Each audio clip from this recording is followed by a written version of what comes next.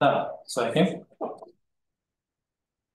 Klātesošiem man noteikti dzird. Jautājums ir, es ceru arī, ka dzird tiks pieslēgti attālināti. Sveicināti, mani sauc Edgars Šifers. Esiet sveicināti Ventspils Digitālā centras tehnoloģija pēcpusdienā. Par saules paneļiem mēs esam runājuši jau pirms aptuveni 2 gadiem, ja nemaldos, bet par šo laiku daudz kas ir mainījies. Kā arī es pastāstīšu arī, kāda ir pašvaldības iesaisti, runājot par saules paneļiem. Un sāksim ar sākušu ar prezentāciju. Par kādām tēmām mēs runāsim šodien, tad tas būs vispārīgi par saules enerģiju, par saules paneļu sistēmām un to veidiem, par to, kāds ir pieejamais privātpersonu atbalsts saules paneļu iegādē un uzstādīšanai, kā arī, kā es minēju, par pašvaldības iesaisti konkrēti šī gadījumā EKI projektos. Un sāksim ar pašu sauli, ar mūsu vaininieci. Saule tad mums ir enerģijas avots. Pie tam tas ir dabisks. Tas ir bez maksas. Ja kurš no mums to var izmantot, neviens mums to nevar liekt. Ja vienīgi mākoņi. Un nakts. Tas ir bezgalīgs. Vismaz pēdējos cik tur miljonus gadus saule mums ir spīdējusi un cerams, ka tāds arī paliks. Un kā tad mums to izmantot savā labā? Protams, ka netieši mēs to izmantojam katru dienu. Mēs to jūtam kā siltumu. Ja mums saules vispār nebūtu, tad uz zemes mēs visi visticamāk būtu nosaluši. Mēs to izjūtam kā gaismu katru dienu. Mēs varam no saules ražot arī karsto ūdeni. Pie tam bez maksas, bezgalīgi un dabiski. Bet šīs dienas stāsts mums vairāk ir par to, ka mēs saules enerģiju varam izmantot, lai ražotu elektrību. Daži interesanti fakti par saules enerģiju. Tad vienā stundā saules enerģija uz zemes virsmas sasniedz vairāk enerģijas nekā viss cilvēks patērē gadu laikā. Tātad visu zemes virsmu uzņem tik daudz enerģijas no saules, cik viss cilvēks gadu laikā pat nevar patērēt. Tātad saules enerģija ir vecāka par mūsu dzīvību uz zemes. Runā zinātnieki, ka saule spīd jau ap 4,6 miljardus gadu, tad tas iepriekš teica miljonus, izrādās ir miljardi. Es nezinu, kā zinātnieki to ir pierādījuši, bet acīm redzot, viņiem ir kaut kādas metodas. Un saules starojums uz zemes virsmas uz 1 kvadrātmetru ir 1000 vati, 1 kilovats. Tas ir diezgan liels enerģijas daudzums. Ja mēs iedomājamies, pieņemsim elektrisko sildītāju, eļļas radiatoru parasto, kas arī ir ap kilovatu, vai iedomājamies tēkānu, kas ir ap 2 kilovatiem, saules enerģija uz 1 kvadrātmetra zemes izstaro tikpat daudz enerģijas. Tas ir ideāls apstākļos. 1 kilovatu. Tad tas ir ļoti daudz. Un, ja mēs tādos skaitļos vēl runājam, tad 173 tūkstoši teravatu, tad mēs vairs nerunājam par kilovatiem, vatiem vai gigavatiem, un pat ne megavatiem, bet teravati. Tas ir ļoti liels daudzums. Saules enerģija visu laiku ideālos apstākļos sasniedz zemi. Un tas ir 10 000 reižu vairāk nekā cilvēks šobrīd patērē dotajā mirklī. Tad saule mums ir ļoti spēcīgs un labs enerģijas avots. Runājot par pašiem saules paneļiem, tad pirmo funkcionējušo saules paneli izveidoja 1954. gadā, tad vairāk kā 70 gadus atpakaļ. Tas notika Bela laboratorijās ASV. Bet tas bija tik jaudīgs, lai varētu darbināt vienu rotaļlietu. Kaut kādu kustību vai lampiņu vai kaut ko tādu. Un mūsdienu saules panelis aptuveni 22% no saules enerģijas pārvērš enerģijā. Respektīvi, mūsdienu saules paneļi jau kādu laiku 22% efektīvi. Un pašlaik laboratorijā jau efektīvākais saules panelis ir ap 47%. Tad jau gandrīz pusi no saules enerģijas šis saules panelis pārvērš elektrībā. Varbūt no fizikas atceraties, ka ir tāds enerģijas nezūdamības likums, ka enerģija tiek pārvērsta no viena veida otrā, bet, viņi, protams, kaut kur tā enerģija pazūd, kaut kur minimāli. Bet, principā, enerģiju mēs varam pārvērst no viena veida otrā. Mēs varam pārvērst šī gadījumā saules enerģiju elektroenerģijā vai siltumenerģijā un tā tālāk. Un saules paneļi darbojas arī mākoņdēļ lietainā laikā. Nav tā, ka mums ir vajadzīga tikai saule, lai šie saules paneļi darbotos. Tie, protams, strādā ne tik efektīvi, bet arī lietainā laikā, pat sniegainā laikā, dienas vidū saules paneļi mums enerģiju ražos. Vēl daži fakti, un tad ķeramies pie lietas. Saules enerģiju izmanto arī ūdens sildīšanai, ēku apsildē un pat ēdienu gatavošanai. Un NASA saules paneļus izmantoja kopš 1958. gada, kad pirmo reizi tika palaists satelīts Vanguard 1, kur tika izmantota kosmosā kā enerģija, šī saules enerģija. Tad saules enerģija, saules paneļi mums nav nekas jauns. Tas jau mums ir jau diezgan ilgu laiku, jau ir pierādījies, ka tā ir labs veids, kā izmantot saules enerģiju. Un uz starptautiskās kosmosa stacijas saules paneļi ir vienīgais enerģijas avots. Tagad ar pašiem saules paneļiem. Tātad saules panelis, tā definīcija viņam ir tāda, ka saules panelis ir pusvadītāja fotoelektrisks ģenerators saules starojuma enerģijas tiešai pārvēršanai elektriskā enerģijā. Ļoti sarežģīti, bet tā ir definīcija. Jeb citiem vārdiem var to nosaukt arī par fotovoltu paneli, jeb PV saīsinājumā. Un saules paneļi mums mēdz būt dažādos izpildījumos, vizuāli, kā tas izskatās klasiskie, melnie, jeb full black angliski, lokanie, dakstiņa veida. Tātad šis ir tāds klasisks saules panelis, kur mēs redzam tās šūnas arī, ja? Viņš sastāv no daudz šūnām, kas katra ražo elektrību. Te ir pilnībā melns saules panelis. Ļoti daudz izvēlas šos, estētiskāk izskatās uz mājumiem, tā tālāk. Tad ir lokanie saules paneļi, arī tādus var nopirkt mūsdienās. Ir pat nopērkami tagad tādi portatīvie saules telefonu lādētāji, izvelc no kabatas, izrullē mazu tādu plāksnīti, piemēram, ja, un jūs varat lādēt telefonu, piemēram. Un tad ir pat pilnīgi viss jumts, pirms mājai ir uztaisāms šādā veidā no tādiem kā daksteņa tipa paneļiem, kas patiesībā ir saules paneļi. Šis variants, protams, ir visefektīvākais tad, ja jūs būvējat jaunu māju un liekat jumtu pirmo reizi. Likt šādi virsū esošiem jumtam, protams, nav jēgas. Bet, ja mēs tā padomājam, tad saules paneļi kalpo ap 25 gadiem. Un šis risinājums ir ļoti labs tādā ziņā, ka mums tas kalpo arī kā jumtsegums. Mums vajag uzlikt tikai šos saules paneļu dakstiņus, mums nevajag nekādu citu jumtsegumu. Un tad ir mīti par saules paneļiem. Ar tām tehnoloģijām mūsdienu un jaunievedumiem vienmēr būs kādi pretinieki, līdz ar to arī veidojas dažādi mīti. Gan par saules paneļiem, gan par elektroauto, gan par, par jebko, kas ir jauns un varbūt tik ļoti neredzēts. Un šie mīti ir to avots, ko es esmu sameklējis, ir no TVNet portāla 2023. gadā, bet nekas īsti nav mainījies. Tie mīti joprojām tādi paši ir, un es tagad tos atspēkošu. Pirmais mīts – šobrīd nav labākais laiks saules paneļu uzstādīšanai. Jāsaka gan, ka šis mīts, tā var teikt, gan ir mazliet piepildījies, jo par to es pastāstīšu turpmāk, jo vēl pagājušo gadu tie, kas uzlika saules paneļus privātpersonas, viņiem bija iespēja bez maksas uzkrāt elektroenerģiju tīklā, to, kas paliek pāri. Tiem, kas to paspēja izdarīt, vēl to varēs izdarīt līdz 29. gadam, bet to sīkāk. Bet nav tāds nepareizais brīdis uzstādīt saules paneļus. Ja mēs rēķinam to tādā ziņā, ka 25 vai 30 gadus mums kalpos, tā ir ļoti laba investīcija. Un mēs jau pēc 5, maksimums 10 gadiem būsim atpelnījuši šos saules paneļus, un pēc tam mēs esam tikai plusos. Ja? Jāpagaida, kamēr saules paneļi kļūs efektīvāki. Nākamais mīts, kā es iepriekš teicu, saules paneļi nav nekas jauns. Un saules paneļi jau pēdējos 10 gadus, tā efektivitāte viņiem ir ap tiem 20–22%. Un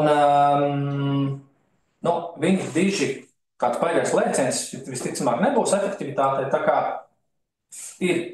nav nekas jāgaida, saules paneļi pietiekami efektīvi arī tagad. Saules paneļus ir vērts uzstādīt vienīgi pavasarī. Es nezinu, no kurienes šis mīts ir radies, visticamāk tāpēc, ka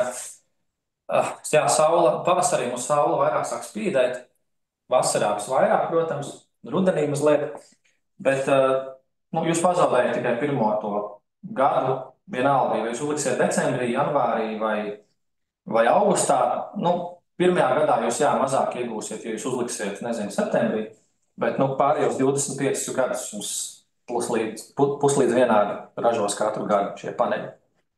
Saules paneļu tehnoloģijas ir pārāk sarežģītas. Ja godīgi, elektrība pati par sevi vispār nav nekas sarežģīts, ja tā padomā. Līdz ar to arī paši saules paneļu tehnoloģijas nav sarežģītas. Un galu galā jūs jau nebūsiet arī tie, kas viņus paši savām rokām liksiet. Kaut gan tāda iespēja arī ir, bet visu saslēgt tāpat darīs certificēts elektrīcis. Tā kā, es uzskatu, ka piemēram, dators ir krietni sarežģītāk ierīce nekā saules panelis. Ja? Saules panelis vienkārši uzņem gaismu un ražo elektrību. Kas varbūt vēl vienkāršāks? Tur nekā sarežģīta nav. Nākamais mīts. Būvējot māju par saules paneļiem vēl nevajag domāt, tos varēs pievienot vēlāk. Nosacīti vislabāk to tomēr būtu darīt reizē, kad jūs arī jau izvēlaties tur pareizos stiprinājumus, jūsu māju arī, piemēram, būvējat.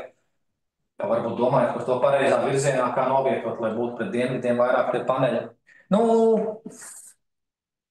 Tas ir tāds diskutabls jautājums. Nākamais mīts, par ko man īstenībā arī kā saules paneļu īpašniekam uzdod jautājums. Mīts ir, ka saules paneļus ir bieži jātīra.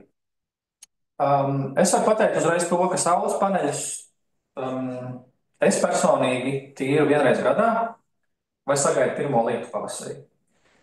Tad, kad ir pavasarī putekšņu laiks, mums viss ļoti noputa ar putekšņiem, tā skaitā saules paneļi. Un tad tiešām ir tā, ka viņiem ir redzams diezgan tāds dzeltenīgs slānis jau virsū.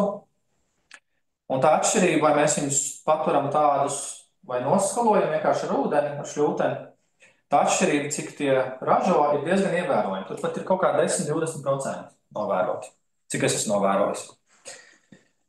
Tagad iestrīmt uz to, ka ziemā mums vajadzēs katru reizi rāpties uz jumta un tīrīt no viņiem sniegu nost, tās ir pilnīgas muļķības. Pirmkārt tāpēc, ka saules paneļi savā ziņā izstaro siltumu arī tad, ja viņiem virsū būs sniegs, viņš diezgan ātri nokusīs. It īpaši, ja tie saules paneļi ir pietiekami lielā slīpumā, diezgan ātri tas sniegs noslīdēs no viņiem nost. Un otrs ir, pat ja jūs ziemā tīrīsiet, tā saulīte mums ziemā, pirmkārt, viņa parādās ļoti vēlu. Ja mums vasarā saule lec jau 5 rītā, tad ziemā tas ir 9–10. Tā saule spīd maz, viņa diezgan ātri arī noriet. Un vispār tā saules paneļa ražība ziemā ir salīdzinoši maza. Jūs vairāk iztērēsiet savu darbu, tīrot to sniegu nost no paneļiem, nekā jūs iegūsiet elektrībā, kaut vai eiro izteiksmi. Tā kā saules paneļus nav jātīra. To nav vērts darīt. Ja vienīgi, ko es paredzu arī vienā pašvaldības projektā, Teātra namā Jūras vārta, tur ir daudz kāju, kas lido, viņas visticamāk apķēzīs tos paneļus, tad gan būs jāskatās, varbūt, ka būs jātīra. Bet principā ikdienā tīrīt viņus nevajag. Nākamais mīts, saules paneļus nevar uzstādīt uz visiem jumtiem. Varbūt ar lieliem izņēmumiem tā ir, kad uz kādu jumtu nevar uzstādīt, bet lielākoties visiem jumta segumiem ir droši stiprinājumi. Droši, es domāju, tāda, ka nekritīs nost un netecēs jums ūdens par jumtu iekšā pirms. Ja? Bet principā, ja kurš jumts ir, uz jebkuri jumta ir iespējams uzlikt saules paneļus, protams, mēs nevaram izslēgt faktorus, ka jumta nestspēja varbūt nav tik laba, ir jāizvērtē, cik ir šī jumta nestspēja, lai nav tā, ka mēs pārāk lielu smagumu uzliekam uz jumta. Bet saules panelis sver aptuveni 10–11 kg uz kvadrātmetru. Ja mēs salīdzinām ar sniega segu, kas uz jumta var nostāties, tad sniegs ir daudz reizes smagāks. 10 cm sniegs ir 2 reizes smagāks nekā tas saules panelis uz kvadrātmetru. Līdz ar to svars šī situācijā arī Nav tas noteicošais, bet to noteikti nevar izslēgt. Nu, ir jāizvērtē. Un tad ir pēdējais mīts, saules paneļi būs jau nopelpojuši savu mūžu, bet joprojām nebūs atmaksājušies. Nu, tā visticamāk nebūs. Ja mēs rēķinām, ka saules panelis kalpo 25, 30 gadus, tad šajā laikā jūs noteikti atpelnīsiet to ieguldījumu. Vienīgais, ja jūs neuzliekāt tiešām pārāk daudz, jūs uzliekat pārāk daudz un visus pārdodat biržā pārpalikušu enerģiju par, nezinu, ļoti zemu cenu, tad varbūt var tā gadīties. Tāpēc ir vajadzīgi aprēķini, pirms jūs izvēlaties, cik jaudīgu sistēmu uzstādīt. Un saules paneļus var atļauties tikai turīgi, ja tomēr šis nebija pēdējais mīts. Nu, saules paneļi ir investīcija. Mēs runājam par kā minimums 3-4 tūkstoši un uz augšu līdz pat 10, varbūt 15 tūkstošiem, atkarībā no jaudas un risinājuma. Bet, es teiktu tā, es paņēmu kredītu saules paneļu uzstādīšanai, bet tas mans aprēķins bija pavisam vienkāršs. Tā mēneša maksa, ko es maksāju, es katru mēnesi, kopš pavasara līdz pat rudenim, katru mēnesi es jūtu ļoti lielu atslogu no elektrības rēķina. Līdz ar to šie saules paneļi man burtiski nosedz šo kredītu maksājumu, un man samazina elektrības rēķinu. Tāpēc, nevajag noskaitīt uzreiz 6000, jūs varat paņemt kredītu. Es tagad neaicinu, neatbalstu nevienu kredītu tagad firmu, bet tas ir risinājums. Un jūs uzreiz katru mēnesi jūtat jau atslogu no elektrības rēķina. Pēdējais mīts, kas ir īpaši aktuāls, tomēr šis ir pēdējais, atvainojiet. Saules paneļi ir kaitīgi videi, jo tos nevar pārstrādāt. Skaidrs ir tas, ka šis ir tas brīdis, kad ir ļoti liels saules paneļu bums. Daudz izvēlas uzstādīt saules paneļus. Un skaidrs ir tas, ka pēc 25, 30 gadiem šos paneļus, kad būs nopelpojuši savu mūžu, viņus nāksies kaut kur utilizēt. Viņus būs kaut kur jāliek. Bet jau uz šo brīdi tās pārstrādes tehnoloģijas jau ir ļoti labas. Te mēs mērīsim kilogramos. Viens saules panelis sver 20 kg. Un no šiem 20 kg pilnīgi bez problēmām var izgūt šādus materiālus pārstrādājot. Tad aptuveni 15 kg no saules paneļa ir stikls. Un 95% no šī stikla var pārstrādāt. Tāpat kā mēs pārstrādājam stikla pudeles, arī stiklu no saules paneļiem var pārstrādāt. Gandrīz pilnībā. Tad ir alumīnijs, no kā ir uztaisīts saules paneļa rāmis. Aptuveni 1,5 kg, 100% pārstrādājums. Mēs alumīniju izkausējam, izmantojam pēc tam citur. Silīcijas, šīs te saules paneļa šūnas, kas ražo šo elektrību, 0,3 kg. Tās var attīrīt un izmantot atkārtot jaunu šūnu ražošanai. Acīm redzot, bišķiņ sarežģītāks process, bet arī izdarāms. Sudrabs, nezinu, cik tur it kā tur ir 0,02 grami. Ļoti maz, bet vērtīgs, bet arī atgūstams kā dārgmetāls. Tad ir varš, ir variņi, kas ir iekšā. Arī pilnībā pārstrādājams. Un tad ir 3 kg, jeb 15% aptuveni no saules paneļa, kuri ir, kas ir grūtāk apstrādājums. Tie ir plastmasas, sveķi un citi materiāli, kas ir grūti pārstrādājumi. Tātad jau uz doto brīdi 85% no saules paneļa var pārstrādāt. Un iespējams, ka nākotnē šī tehnoloģijas pārstrādē jau būs vēl efektīvāks un labāk. Tagad vairāk pie tehniskajām lietām. Un sarunāsim tā, ka, ja akurāti kādam ir uzreiz jautājums no klātesošajiem klātienē, jūs varat man uzdot jautājumus, bet es vairāk orientēšos uz to, ka es pabeigšu savu stāstāmu, un tad beigās mēs uztaisīsim tādu jautājumu atbilžu sesiju, gan no tiem, kas ir attālināti pieslēgušies, gan tiem, kas ir klātienē. Ja? Ir principā 3 veida, ja mēs skatāmies tā, vismaz šādā klasifikācijā, 3 saules paneļu sistēmu veidi. Ir elektrotīkla sistēma, kas ir pieslēgta ar elektrotīklam, jeb angliski grid. Tad ir autonomā sistēma, ko arī izmanto ļoti latviešu valodā šo anglisko terminu off-grid. Varbūt, ka ir dzirdējis kāds. Un tad ir kombinētā, jeb hibrīda sistēma. Ir nāvjolas hibrīda. Tagad par pašu pirmo sistēmu, kas ir pati klasika, jebkurai saules paneļa sistēmai. Tas klasiskākais variants. Te ir maza schēmiņa, kur mēs redzam, ka šī elektrotīkla sistēma sastāv no sekošām daļām. Ir saules paneļi, ir invertors, kas pārstrādā to enerģiju no saules paneļiem uz tīklu. Tad ir patērētājs māja, tad ir skaitītājs un pieslēgts elektrotīklam. Piedodiet, schēma man ir angliski, es nepārtulkoju. Kā tas strādā? Tā saražotā elektroenerģija, ko jūsu māja patērē, tiek patērēta uzreiz. Tā uzreiz nonāk jūsu mājā. Elektrība strādā pavisam vienkārši.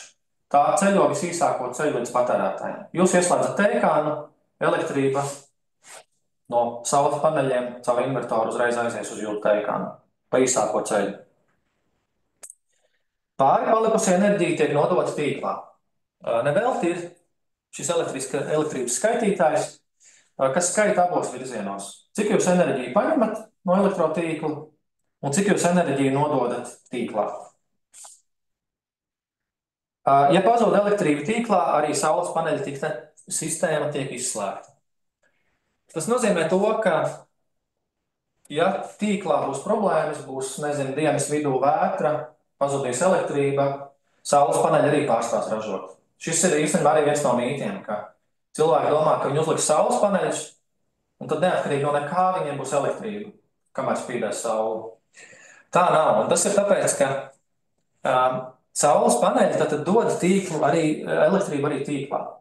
Kāpēc saules paneļiem ir uzdevums izslēgties, ja pareizāk sakot, invertoram? Saules paneļus jūs patiesībā nevarat izslēgt. Kamēr viņam spīd virsū gaismu, viņš ražos elektrību. Invertoram ir uzdevums, kas ražo elektrību no saules paneļiem, ir uzdevums izslēgties, tik līdz viņam pazūd arī elektrība no tīkla. Tas ir tāpēc, ka, ja ir pazudis elektrība tīklā, tas nozīmē, ka kaut kur ir kāda avārija. Un tas nozīmē, ka kaut kur drīz ies kāds montieris un no sadales tīkla un mēģinās šo problēmu atrisināt. Tas ir tīri drošības apsvērums primāri, ka jūsu paneļiem arī ir jāpārstāj ražot, dot tīklā elektrību, lai netraumētu šo sadales tīkla darbinieku, piemēram. Viņš tur tagad labos tos vadus, ja, un pēkšņi jūsu invertors viņam iedos elektrību. Viņš vienkārši dabūs triecienu. Tāpēc saules paneļiem ir uzdevums apturēt savu darbību, ja arī ir tātad pārtraukums elektrotīklā. Tad ir autonomā sistēma, jeb off-grid. Tas nozīmē, ka jums ir saules paneļi, invertors, akumulātori, jeb baterijas un patērētāji jūsu mājā. Bet jūs neesat pieslēgti elektrotīklam. Es pēc tam patākšu kādu variantu, kam ir vislabākie, bet pie tā es vēl pievērsīšos. Kādu sistēmu jūs pirms izvēlēties? Saražotā enerģija tiek patērēta uzreiz, respektīvi spīd saule, jūs ieslēdzat televizoru, tēkānu, jūs uzreiz izmantojat saules enerģiju. Pāri palikusi enerģija tiek ielādēta akumulātoros. Labi, es vispār izstāstīšu, lai var saprast, kam vispār šis ir vajadzīgs. Šis ir tādos gadījumos, pieņemsim dziļi mežā kaut kur, dziļi laukos, kur ir ļoti dārgi pievilkt elektrību. Pieņemsim sadales tīkls, jums prasa tur 20,000 atvilku vadus līdz jums no tuvākās vietas, lai jums būtu elektrība. Tad jūs savā lauku īpašumā, nezinu, vienalga, vai jums ir pirts vai pat māja, vai es nezinu kas, bet, entie kilometri jāvalk vadi ļoti dārgi. Tad var izveidot šādu sistēmu, ka vienkārši jūs uzkrājat enerģiju baterijās, to, kas ražojās uzreiz arī patērēt, pa nakti tērēt no baterijām elektrību. Ir pilnīgi neatkarīgi, jums nav ne elektrības tarifs, ne sadalas tarifs, ne pieslēguma maksas, nekā. Jūs esat pilnīgi neatkarīgi no ārpasaules. Pat biržas cena jūs neietekmē. Taču jārēķinās ar to, ka ņemot vērā, ka saules paneļa ziemā ražo ļoti maz, ja tā tiešām ir māja, kur jūs dzīvojat visu cauru gadu, tad šāds off-grid risinājums, ja autonomā sistēma ziemā, jums vajadzēs kādu palīdzību līdzekli, kā piemēram benzīna, dīzeļa vai vēja ģeneratoru. Jums ziemā arī ir kaut kas ražo elektrību. Bet vasarnīcai, pirtiņai vai kaut kam labs variants. Bet ir arī daudz fanātu, kas vienkārši principu pēc ir šie skeptiķi, kas vienkārši atslēdzas no sadalas tīkla un mēģina izdzīvot fanātisma ietekmē tikai uz saviem līdzekļiem. Bet jārēķinās ar to, ka arī šis akumulātoru mūžs, kur jau uzkrāt enerģija, nav mūžīgs. Tas ir aptuveni 8 gadi, arī atkarībā no akumulatoriem, kādus jūs izmantojat. Tad ir kombinētā sistēma, kad patiesībā mūsdienās ir vislabākā. Kad jums ir gan pieslēgums elektrotīklam, gan jums ir akumulātori, kur uzkrāt šo enerģiju. Līdzīgi kā visām saulespaneļu sistēmām, saražotā enerģija tiek patērēta uzreiz. Pārpalikusi enerģija tiek ielādēta akumulātoros. Ja akumulators ir pilns, tā tiek nodota tīklā. Un ir iespējams izdarīt arī tā, bet tur vajag arī speciālu aparatūru uzstādīt, ka jūsu māja nepaliks bez elektrības arī tad, ja būs kāda avārija tīklā. Jūs varat kļūt arī autonoms tajā brīdī, kad jums pazūd tīkla enerģija, jūs dzīvojat kādu laiku no savu akumulātoru, kamēr elektrība tīkla atkal parādās. Bet no atkal baterija mūžs ir kaut kāds. Vēl īsumā par saules paneļu elementiem, ko es īstenībā jau nosaucu. Tie ir paši saules paneļi, invertors, patērētāji, jūs teikāni, televizors un tā tālāk. Akumulātori, enerģijas skaitītājs, elektrības pieslēgums, optimizatori, kabeļa stiprinājumi un vispārējais. Saules paneļi, tad par katru no komponentiem līs. Es pārbaudīšu, cik mēs jau ilgi runājam. Saules paneļi ražo līdzstrāvu, jeb direct current, diapazonā no 12 līdz 40 voltiem. Tagad ir ļoti tehniska informācija, bet es vēlos to izstāstīt tāpatās.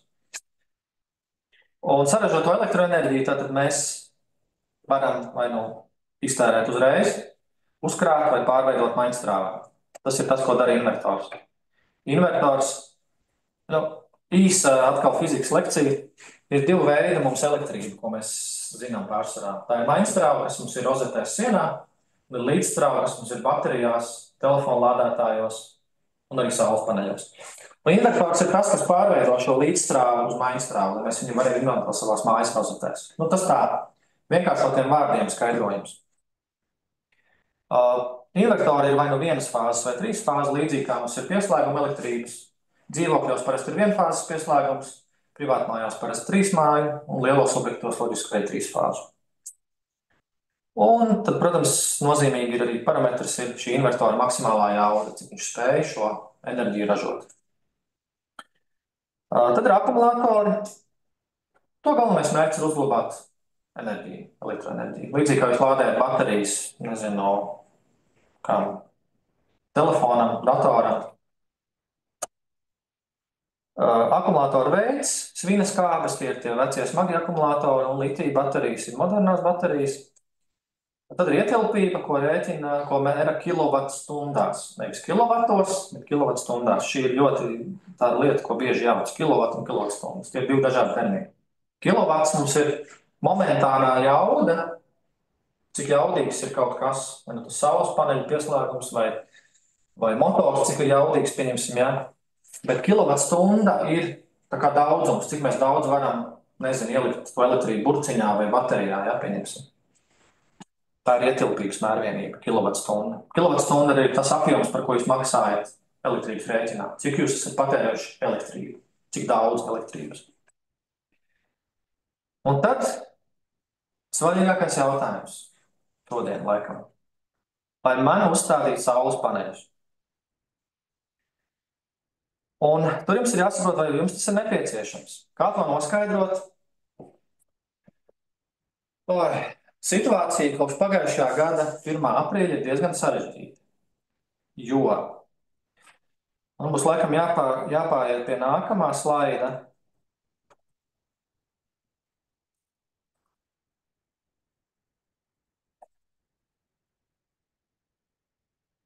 Kādreiz matemātika bija ļoti vienkārša. Pirmos gadus, kad jūs varētu uzstādīt saules paneļus, jūs loģiski nevarat to, ko ražo saules paneļi, īpaši vasarā, kad saules spīd spoži un ļoti ilgu diennakts daļu. Un jūs vasarā esat, pieņemsim, darbā pa dienu, kur to enerģiju likt? Kaut ko, protams, jums tur patērē, nezinu, mājās rūteris vai es nezinu, kas vēl Alda patērē mums mājās elektrību visu laiku. Leduskapis, paldies. Nu, protams, kaut kāds patēriņš visu laiku mums ir. Bet mēs runājam par tur, nezinu, 200-300 vatiem, pieņemsim, jā. Bet saules paneļi ar pilnu jaudu mums ražo, nu, piemēram, kaut kāds 5 kilovatus. Tas ir, 15 reizes vairāk nekā mums tajā brīdī vajag. Un tajā brīdī jums to enerģiju, viņa jau fizika strādā vienkārši. Tā enerģija vienkārši aiziet tīklā. Jums manā mājās patērē to enerģiju, viņa aiziet no jūsu saules paneļiem elektrotīklā. Un tur patērē tuvākais kaimiņš, visticamāk. Par ko viņš, protams, maksā. Viņam ir savs skaitītājs, viņš maksā par to, bet fiziski tā elektrība nonāk pie jūsu kaimiņa, tuvākajiem kaimiņiem. Un līdz pagājušā gada 1. aprīlim bija tāda neto uzskaites sistēma. Kāpēc es to vēl uzsveru? Tāpēc, ka līdz 29. gadam šī sistēma vēl būs aktīva, bet viņai vairs pieteikties nevar. Līdz ar to iepriekš matemātika bija pavisam vienkārši. Jūs varētu izrēķināt, cik jums gadā saražos kilovatstundu saules paneļi. Un attiecīgi jūs tā matemātika bija tāda, ka jūs bez maksas varat šajā sistēmā paņemt tās kilovatstundas atpakaļ, to elektrības apjomu. Nu, ne bez maksas. Sadala un pārvada, jā. Sadalas un pārvadas maksas bija tikai jāmaksā 2,5 vai 4 centi par kilovatstundu, jā. Un tad attiecīgi jums norēķinājās katru mēnešu šī starpība nost, cik jūs nodevuši iepriekšējā mēnesī, un no tekošā mēneša jums norēķinās nost. Bija baigi vienkārši. Tagad, man ir jāiet atpakaļ. Tagad, principā, ir tā, ka normālā situācijā, parastajā mājsaimniecībā jums ir tikai 2 varianti, ko darīt. Nu, labi, off-grids arī skaitās, bet, diez vai jūs gribēsiet mājās pilnīgi neatkarību no elektrotīkla. Ir 2 varianti. Vai nu jūs slēdzat parasto šo te elektrotīklu sistēmu, bet šeit ir ļoti tad jāsaprot, cik jaudīgas paneļus jums likt. Ja jums mājās vasarā pa dienu vienīgais, ka jums patērē elektrību, ir leduskapis un rūteris, kā mēs teicām, tas ir ap 300 vatiem, pieņemsim, tas ir mazāk kā viens saules panelis. Tas nozīmē, ka visu pārējo jūs nodosiet tīklā. No, cik ir viens saules panelis? Viens saules panelis ir ap 450-500 vati. Ražo viens saules panelis. Tas nozīmē, ka jums vasarā nav īpašs elektrības patēriņš. Vienīgais, kur jūs vēl varat vasarā, kur mums vēl vasarā ir liels elektrības patēriņš? Ko mēs darām vasarā? Kondicionieris, pareizi, jā. Boileris, jā, mēs sildam ūdeni. Un patiesībā tas arī viss. Labi, ja kādam elektroauto, var lādēt elektroauto. Bet arī visticamāk nē, jo jūs pa dienu būsiet darbā aizbraucis, jūs nevarat arī to lādēt. Līdz ar to tagad variants būtu hibrīda sistēma, kad jūs liekat akumulātoru, lai jūs varat vasarā šajās dienas stundās uzkrāt šo enerģiju akumulātorā. Un tad attiecīgi jūs tērējat nākamajā naktī un vakarā šo enerģiju no akumulātora. Jūs neņemat vairs no tīkla, bet jūs tērējat no akumulātora. Un tad atkal ir tādas tehniskas nianses. Es tagad nevaru izstāstīt pilnīgi visu un izrēķināt, bet tur ir jāskatās jums tas vasaras patēriņš. To jūs varat sadalīt tīkla mājaslapā izdarīt, pieslēgties. Jūs varat pa stundām redzēt patēriņu, attiecīgi saprast, cik jums vasarā ir stundu tas patēriņš. Tad jums ir jāsaprot, cik ir nakts patēriņš, cik jūs vienā naktī, tad, kad neskrīt saule, cik jums ir patēriņš kilovatstundās, lai jūs zinātu, cik ietilpīgi akumulātori jums vajag. Uz šiem jautājumiem tie, kas paliks beigās un kam būs vēl spēks, es varu pastāstīt sīkāk, mēs varam pareiķināt konkrētus piemērus, bet pašlaik prezentācijai tur paies ļoti vienkārši daudz laika. Un ir vēl otrs jautājums, uz ko jums ir jāatbild, vai vispār jūs fiziski varat šo saules paneļus uzstādīt. Respektīvi, jūs dzīvojat dzīvoklī un gribat uzlikt saules paneļus, to tehniski izdarīt var, bet jums ir jāsavāc, manuprāt, ka bija jāsavāc visu dzīvokļu īpašnieku paraksti. Šis ir jāsaskaņo, ka jūs liekat aizņemat kaut kādu daļu no jumta ar saules paneļiem. Tehniski to var izdarīt. Ir arī tādi, kas liek uz balkonu, vienkārši neko nesaskaņo, liek uz balkonu saules paneļus, lādē akumulātoros, pieslēdz rozetē. Arī tā var darīt. Cik tas ir pareizi un cik tas ir skaisti, es nezinu. Respektīvi, ja jums ir privātmāja vai uzņēmums ar savu teritoriju, tad īsti nav problēmas. Jūs varat likt gan uz jumta, gan uz zemes. Vēl viens faktors ir jāskatās, ja jūs pirms izlemat likt uz jumta, vai nav tā, ka uz jumts ir baigi zemu, ka jums ir mājai priekšā koki, jums principā visu laiku noēno koki jūsu jumtu dienas daļā, vai vispār jums māja ir novietot pret dienvidiem. Jumta plakne, respektīvi, tā, tur kaut kur, ja. Lai tā jumta plakne, kur jūs liekat jumtu, lai tā būtu uz dienvidiem, lai māja nav šāda, ir uz austrumiem vai rietumiem. Tas arī strādās, bet ne tik efektīvi. Visefektīvāk ir pret dienvidiem. Un tad ir jāskatās arī tomēr jumta īpašības. Lai es iepriekš teicu, ka uz jebkuru jumtu var uzlikt, bet ir nianses, kas ir jāņem vērā. Atmaksāšanās aprēķins, kā jau es teicu, iepriekš bija ļoti vienkārši neto uzskaitas sistēmā. Tagad tas vairs nav tik vienkārši. Un tad kādu sistēmu izvēlēties, principā es uz jautājumu atbildēju. Elektrotīkla sistēma. Ja mēs runājam par ekonomiskiem aspektiem, kādu sistēmu izvēlēties, tad elektrotīklu sistēmu var izvēlēties pašlaik tie, respektīvi bez akumulatoriem. Kam ir vasarā liels patēriņš? Tie ir uzņēmumi, pieņemsim, kas strādā vasarā, viņiem ir patēriņš diezgan liels dienas vidū. Viņiem ir vērts to darīt. Jums ir privāta māja, kur jūs, es nezinu, kāds varbūt silda baseinā ūdeni. Ok, arī der. Dienā saule ražojās, mums pa dienu baseinā sildās ūdens, bet kurš no mums ir tik turīgs, lai to darītu? Bet, ja jums respektīvi vasarā ir, kur to enerģiju likt, tad jūs varat izvēlēties vienkārši elektrotīklu sistēmu.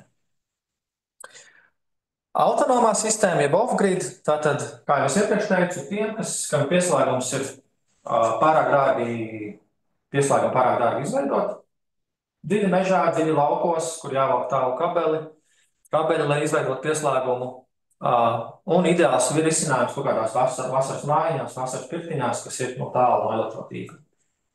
Tad jūs varat izvēlēties atbilstoši jaudas sistēmu, atbilstoši jaudas akumulātoru un izmantot. Tagad visideālākā, piemērotākā sistēma privātpersonām būtu kombinētā jeb hibrīda sistēma. Tātad sistēma, kas ir pieslēgta elektrotīklam un kurai ir arī akumulators pieslēgts. Kāpēc tas ir izdevīgi? Tāpēc, ka valsts atbalsts tagad ir ne tikai saules paneļiem, bet arī akumulātoru iegādai. Līdz ar to privātpersonām šī pašlaik būtu vislabākā izvēle, kad jums ir hibrīda sistēma ar akumulātoru. Kādas jaudas sistēmu izvēlēties? Tas ir tas, ko es teicu. Jums ir jāveic dienas patēriņa analīze, īpaši vasarā, katru stundu. Sadals tīkla mājaslapā šie dati par jūsu adresi ir pieejami. Jūs pieslēdzaties caur banku vai Smart ID sadals tīkla mājaslapā, jūs varat redzēt pa stundām patēriņu.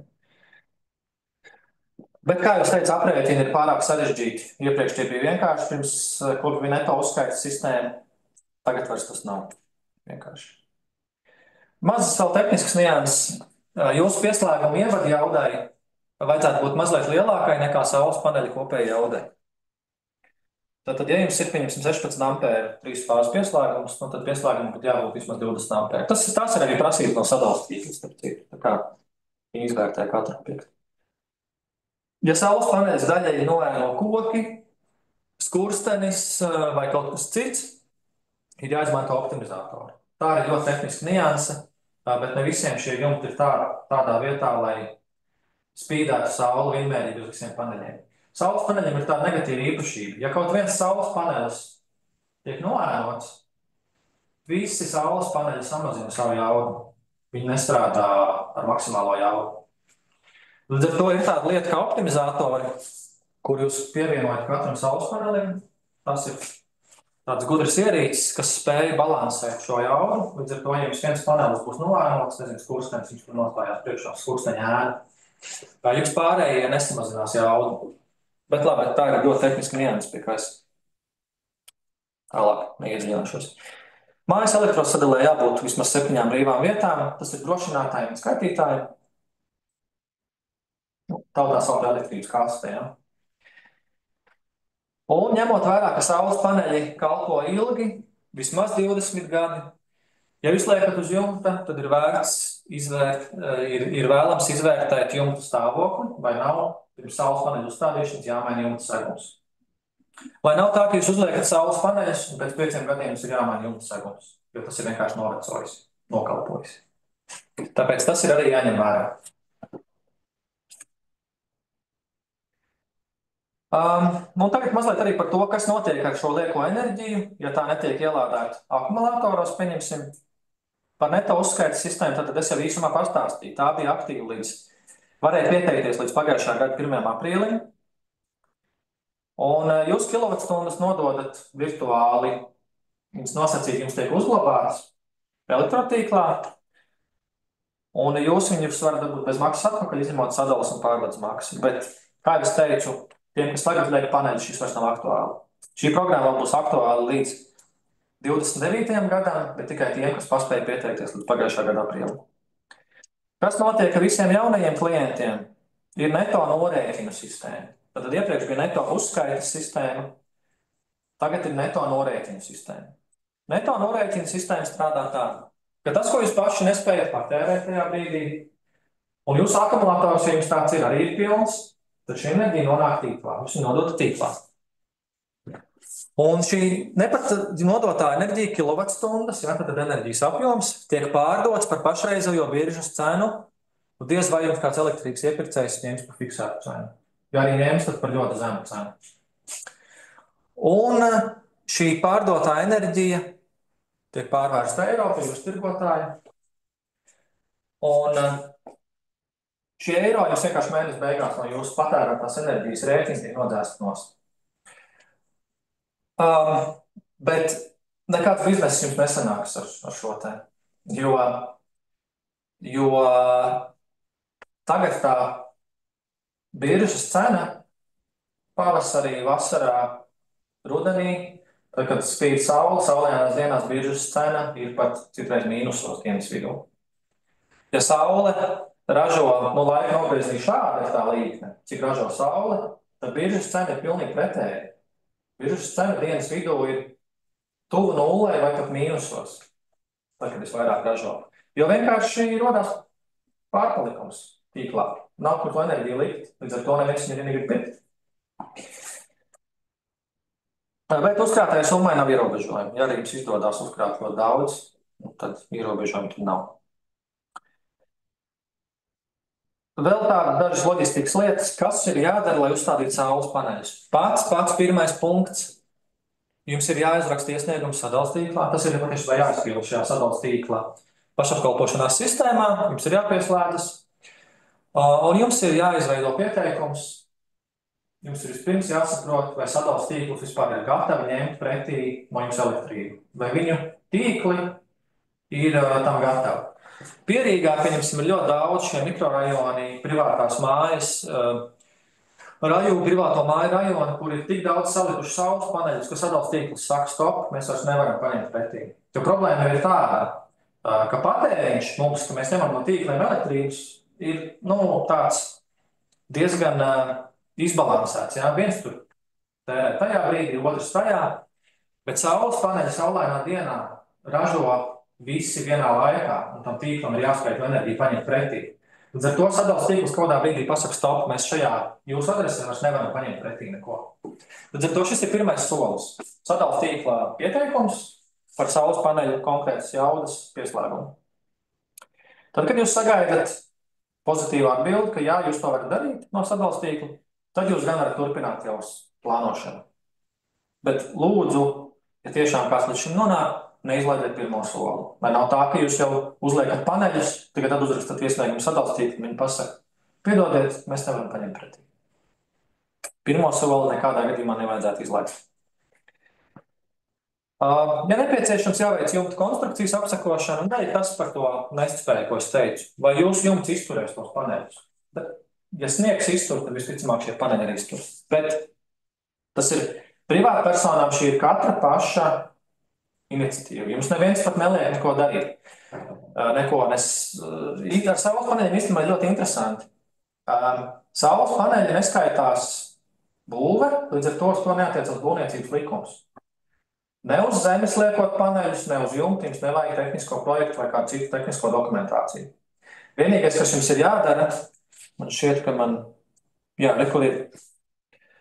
Jums ir jāsaskaņo ar pašvaldību. Mūsu gadījumā tas ir Ventspils pilsētas domes citādāk kā tas ir. Respektīvi ar arhitektūras un pilsētas būvniecības nodeļu. Tur runa ir tikai par to, kā paneļi izskatīsies un vai tas neizskatīsies slikti pilsētvidē. Respektīvi vecpilsētā uz ielas pusi jums visticamāk paneļus neviens neatļaus likt. Šis ir jāsaskaņo ar pašvaldību. Ja jūs dzīvojat kaut kādā lauka teritorijā, teorētiski būtu labi saskaņot, bet visticamāk arī jūs skaņosiet jums atļaus. Ja? Bet principā, kā pienākums, jums ir tikai pret pašvaldību saskaņot šo te saules paneļu izskatu. Un pret sadales tīklu arī, protams, jā. Tad ir saules paneļu uzstādīšana. Saules paneļus uzstādīt var arī pats. Ja jums ir labas darba rokas, jūs mākat apieties ar instrumentiem, jums nav vēl no augstuma, jūs varat kāpt uz jumtu un skrūvēt. Jūs to varat darīt, bet saslēgt vadus un pieslēgt visu invertoram var tikai certificēts elektriķis. Jo sadales tīkls bez certificēta elektriķa ieregulēšanas protokola jums neļaus darbināt to saules paneļus. No sadales tīkla ir jāsaņem atļauja beigās.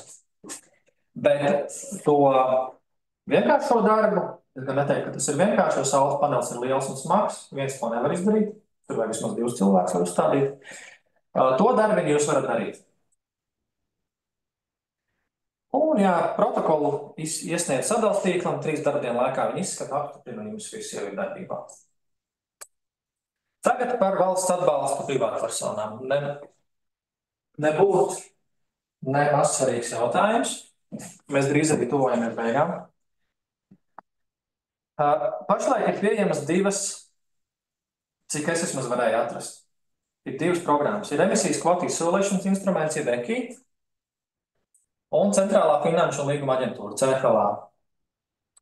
Tas viss ir Eiropas Savienības finansējums, galu galā nāk. Un sāksim ar EKI. Programma saucas siltumnīca efekta gāzu emisiju samazināšana mājsaimniecībās, atbalsts atjaunojamo energoresursu izmantošanai. Vairāk informācijas parādīšu pēc tam, kur ir pieejama. Kas tur ir atbalstīts? Saules elektrostacijas, tā ir rakstīts viņa mājaslapā, bet patiesībā elektrostacijas skaitās tikai no 11 kW. Bet labi, viņi tā ir kā nosaukuši. Saules paneļu invertors un akumulātoru ar ietilpību vismaz 5 kWh. Tātad mēs 5 kWh elektrību varam ielādēt akumulātorā. Vismaz tik liels akumulators ir jāuzstāda, lai saņemtu atbalstu. 5 kWh, patiesībā ir tā, ka mazākais akumulators, kas ir pieejams, cik man zināms, ir 2,5 kWh, 5 ir tā klasiskā izvēle, ko parasti izvēlās. Un 5 kWh, lai jums būtu saprotams, cik tas ir daudz, jūs varat 2,5 stundas darbināt teikānu no tāda akumulatora. Piemēram. Bet no 2,5 stundas diez vai jūs darbināsiet teikānu. Parasti 5 kWh baterija. Cik tas kilovaturs? Tā ir 5 kWh. To ir... Jūs varat pateikt, ka teikānu 2,5 stundām 5 kW apērīs? Jā. Teikāna parasti ir 2 kW jauda. Jūs viņu ieslēdzat, viņi tērē 2 kW. Tajā brīdī. Ja jūs viņu stundu darbināsiet, viņi notērēs 2 kWh. Ja? Ir skaidrs? Es izskaidroju. Ok. Uz jebkuras ierīces jums ir uzrakstīts, arī uz putekļsūcē, cik viņš tērē. Cik ir tā maksimālā jauda. Un ja jūs to ierīci darbināsiet stundu, jums putekļsūcē jums tērē 1 kW. Jūs viņu stundu darbināsiet, tā būs 1 kWh enerģijas daudzums. Parasta mājsaimniecība pa nakti ar 5 kWh pavisam noteikti vajadzētu pietikt, izņemot, ja jums nav, siltumsūknis, kas pirms silda māju, tad gan varētu nebūt. Kas ir vēl papildus atbalstīts, ja mēs nerunājam par saules paneļiem šajā EKI atbalstā? Ir arī vēja elektrostacijas. Bez saules paneļiem mēs varam uzstādīt arī vēja turbīnu. Nu, mēs, protams, nerunājam par tādām, ko mēs redzam braucot ārā no Ventspils, bet par mazākām.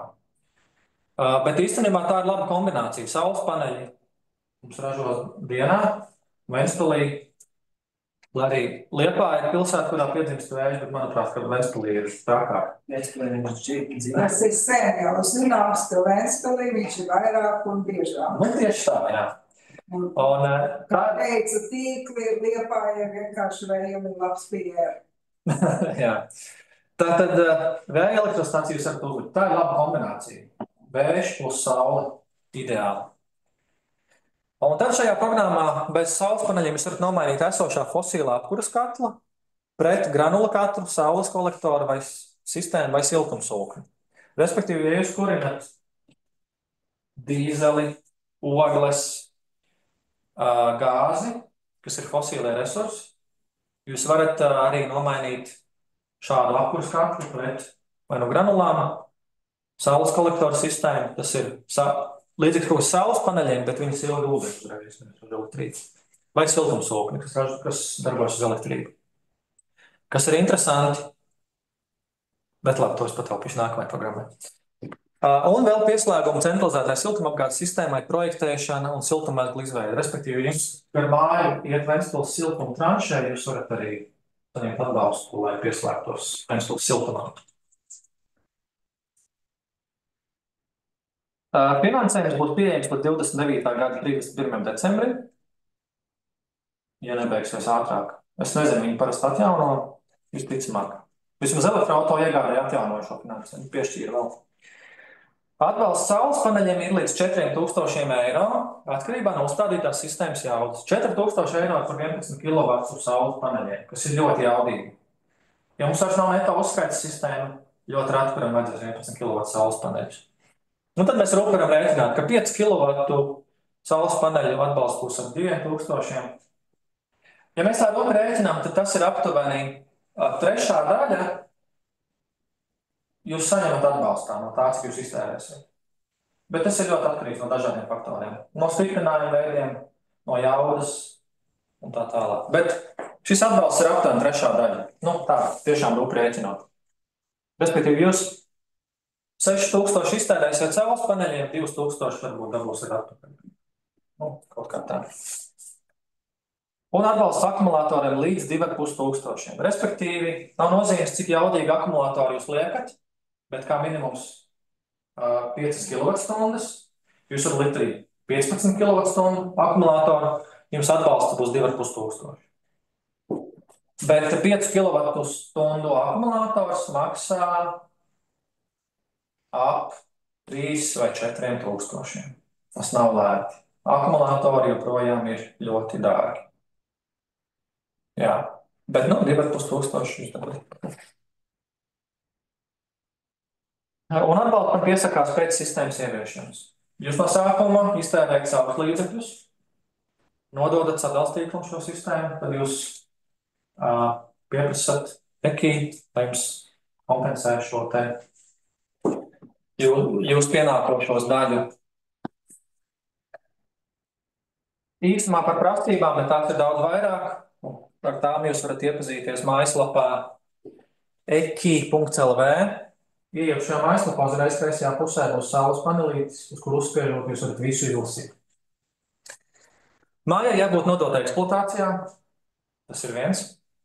Finansējumu saņemt var tikai mājas īpašnieks, respektīvi zemesgrāmatā, kurš cilvēks ir ierakstīts, tam ir arī jāveic projekta pieteikums. Īpašumā nedrīkst veikt saimniecisko darbību. Tas nozīmē, ka ja jums mājās ir reģistrēts SIA vai pat pašnodarbināta persona, jūs nevarat pretendēt uz šo finansējumu. Un 5 gadus pēc ieviešanas jums būs reizi gadā, jums būs jāizpild atskaita. Ļoti vienkārši. Tur ir jāievada vienkārši pa mēnešiem, cik jums saules paneļi saražojuši.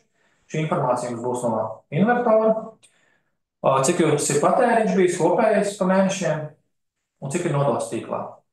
3 lietas. Jāizpild, jānospiež. nosūtīt un visu. Un tad ir CFLA, jeb Centrālās finanšu līguma aģentūras atbalsts privātpersonām.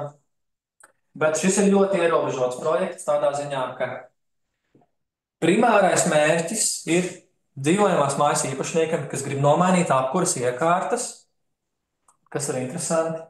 Ja Jehīms deva atbalstu granulu katlu iegādai, tad šis projekts dod atbalstu granulu katlu nomaiņai pret siltumsūkni. Viens projekts dod granulu katram, otrs mudina uz kaut ko citu. Bet šis projekts ir ļoti specifisks, jo tas ir, es neierakstīju nosaukumu, bet ideja ir samazināt pilsētās cieto daļu izmešus, respektīvi no skursteņiem, ka mums nāk malkas sadedzinātajās mazie gabali, dūmi, respektīvi. Ja? Un kāpēc šo programmu es pieminu? Tāpēc, ka tiem, kas vēlas uzstādīt, respektīvi nomainīt šo apkuras katlu pret kaut ko modernāku, un siltumsūkni, ir iespējams papildus arī saņemt atbalstu saules paneļiem. Šis ir ļoti labs atbalsts, es viņu personīgi izmantoju, un tas pat nav nekādā gadījumā pret projektu nosacījumi, es viņiem vairākas reizes to pajautāju. Es iztērēju mazāk naudas, nekā man piešķīra kompensācija. Bišķiņ mazāk es iztērēju, bet tomēr man ieskaitīja vairāk, jo viņiem cieti interesēja tikai cik jaudīgs katls ir, cik jaudīgs siltumsūknis ir uzlikts un cik jaudīgs saules paneļi ir uzlikti. Ļoti labā intensitāte tieši no šīm atbalstām. Respektīvi, ja jūs neņemat tur vismodernākos Daikin siltumsūknis, kas ir tas top brands, ja, tad jūs varat pat, neteiksim, ka plusos būt. Manā gadījumā tur bija bišķiņ plusos, ja pāris eiro, bet principā projekts man nosēdz pilnīgi visas izmaksas. Es personīgi pārgāju no granulu katlu uz siltumsūkni. Un tad, jā, tas, ko es teicu, papildus var saņemt atbalstu saules paneļiem, bet tikai un vienīgi tādā, ja jūs mainat šo apkuras katlu. Jā. Un arī saules paneļiem tādā gadījumā ļoti izdevīgs šis atbalsts. Bet ir viens ļoti stingrs ierobežojums. Šis projekts ir tikai pilsētu teritorijās, respektīvi, ja jūs dzīvojat ārpus Ventspils vai ārpus citas pilsētas, ārpus Piltens, viss. Kārgala arī neskaitās, tā nav pilsēta. Tikai pilsētu teritorijās. Un priekšroka ir Rīgai un Daugavpilī, kur vislielākais šis izmešu daudzums, šis sadūmojums.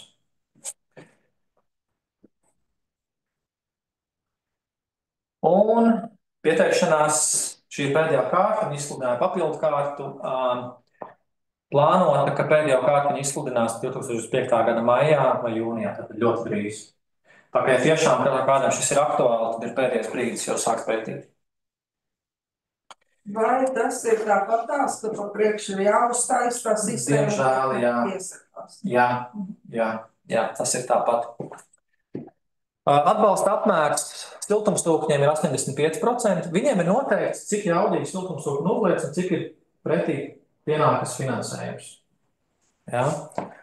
Tā ir skaitā saules paneļiem. Respektīvi, ja jūs mainat esošo granulu, malkas katlu pret zeme ūdens, gaisa ūdens siltumsūkni, jūs saņemat 85% atbalstu no viņa noteiktās summas.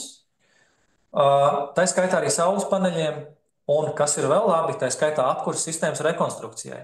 Jūs varat par projektu naudu uzstādīt jaunus radiatorus, kaut vai ieliet siltās grīdas izbetonēt īpašumā, bet tur ir noteikts apjoms, cik viņi finansē. 70%, ja jūs uzstādat granulu katlu, 70% atbalsts. Un arī tā skaitā saules paneļiem. Interesanti, kāpēc?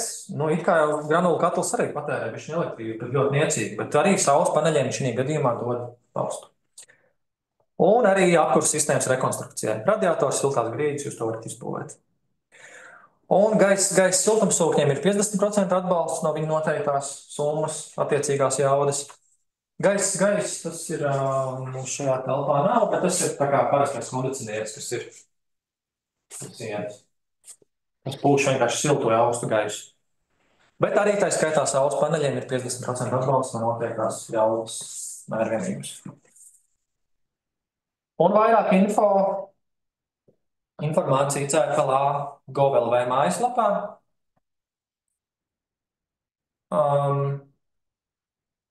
Varbūt tiem, kas grib var nopildēt vienkārši to saiti, viņi ir ļoti gari, bet Bet CFLA mājaslapā ir informācija par to.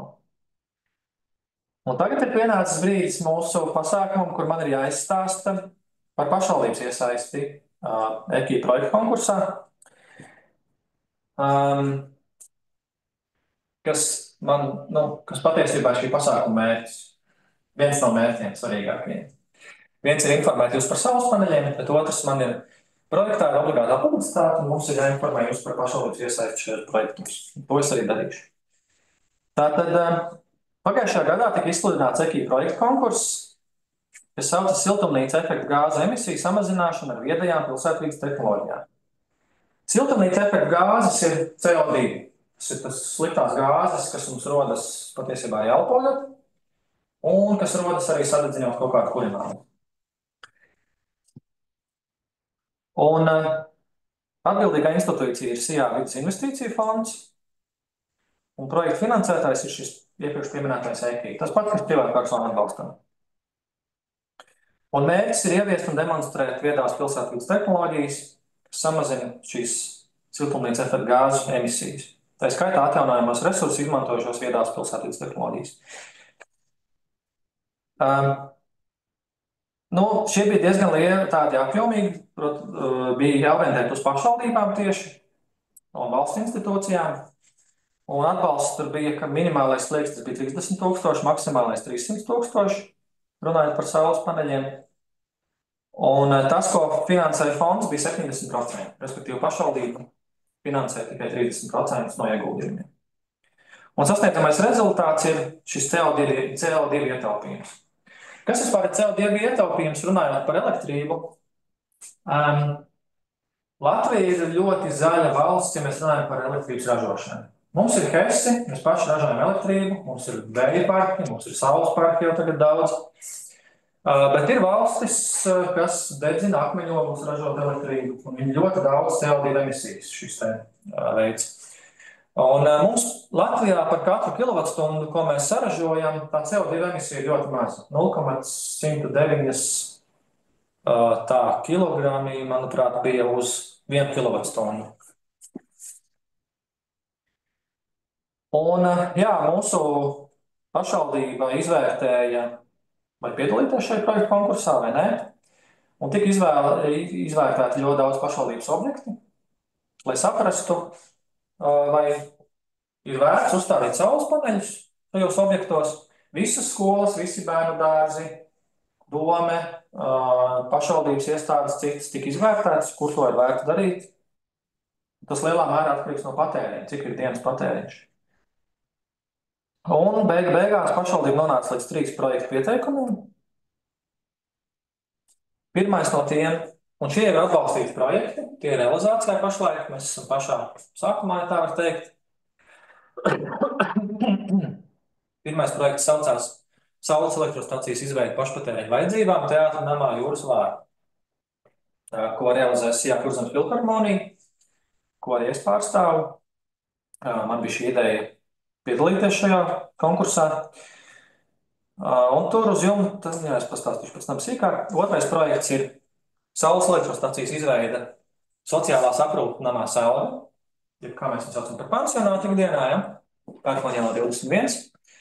Projekta īstenotājs Ventspils sociālais dienests.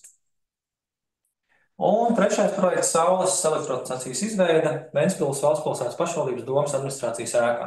Vienkārši domes ēkā Jūras ielā 36. Īstenotājs ir Ventspils valstspilsētas pašvaldības domes administrācija.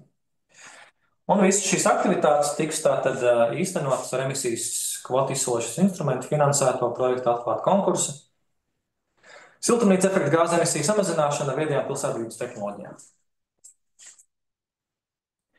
Īsumā par katru projektu, un tad mēs ejam pie jautājumiem atbildēm. Teātra namā Jūras vārti.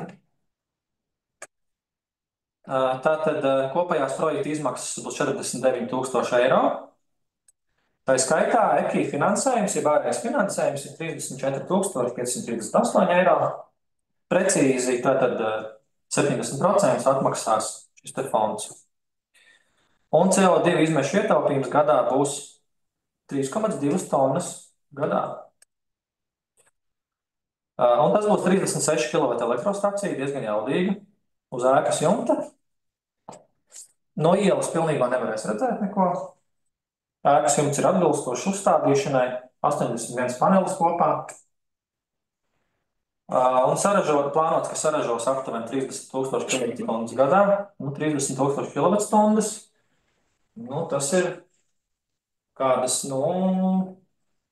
10 privātmājas, teiksim tā, gadā, cik patērē. Jeb tas būs 17% aptuveni no kopējā ēkas patēriņa gadā. Un naudiskais ieguvums 4,500 eiro gadā. Un atmaksāšanās šī gadījumā ir 3,4 gadi. Bet šīs atmaksāšanās laiks ir rēķināts pret to pašvaldības daļu, ko pašvaldība finansēs, pret šiem 30%. Tā kā atmaksāšanās laiks ļoti labs. Tātad sociālās aprūpes alga. Kopējās izmaksas ir 81,000 un EKI finansējums 53,000. Tie nav precīzi 70% EKI finansējums, jo tur būs jāizbūvē arī žoks. Tur būs pašvaldībai, tas būs jāmaksā pašai. CO2 ietaupījums gandrīz 5 tonnas gadā. 53 kW vēl jaudīgāka elektrostacija. Arī pietiekami nopietnas saražotās enerģijas daudzums 45,000 kWh, jeb 27%, gandrīz trešā daļa no objektu patēriņa gadā. Kas ir interesanti, es varbūt tagad šeit tiks pielāgota ikdienas darbība, pansionātā selga, jo tur strādā veļas mazgātava un žāvētava. Ļoti ietilpīgs pasākums, jā. Drēbes veļa jāmazgā ar augstā temperatūrā, pēc tam jāžāvē, ļoti daudz elektrības patēriņš. Viņi to iepriekš darīja aptuveni no 6 rītā līdz pusdienlaikam. Bet, lai maksimāli izmantot šo saules enerģiju, kad saules vairāk ražo, viņi šo procesu darīs no 10 rītā līdz 2 dienā, kad saule vislabāk ražo. Tā kā, ja mēs šādi padomājam, ir īpaši privāti mājās, ticamāk, jūs daudz lietu nevarat ietekmēt vai pielāgot šai saules ražai, ja, kad saule ražo vislabāk. Bet uzņēmumos gan ir procesi, visticamāk, jo uzņēmumā ir daudz procesus, kas patērē daudz elektrības. Uzņēmumos jūs varat skatīties arī šādā virzienā, ka jūs varat kaut kādus procesus darīt varbūt tajā laikā, kad ir saules raža vislielākā. Protams, ar nosacījumiem jums ir saules paneļi. Tātad ir bišķiņ gudri jāpadomā par dažādiem procesiem. Bet tas būs uz zemes, ja? Ja žoks. Jā, šī gadījumā uz zemes tika nolēmts, ka tur ir ļoti daudz brīvās teritorijas, kas ir pašvaldības īpašums, un kāpēc likt uz jumta, jums ir daudz brīvās teritorijas. Bet šī projekta par cik pārdos pa biržu, ja? Provizoriski 25% aizies tīklā, jā, un to nāksies pārdot pa biržas cenu. Jo tā veļas mazgātava un žāvētava nestrādā brīvdienās, līdz ar to mēs pazaudējam kaut kādu to enerģijas daudzumu. Investīcija atmaksāšanas laiks šeit ir 5,2 gadi. Tas atmaksāšanās laiks ļoti atkarīgs no tā, cik mēs daudz paši patērējam un cik ir papildus izmaksas bez saules paneļiem. Un trešais projekts ir Ventspils domas administrācijas ēka. Kā tiek izvēlēta jauda? Tiek skatīts, cik ir tas, ko es teicu arī mājās.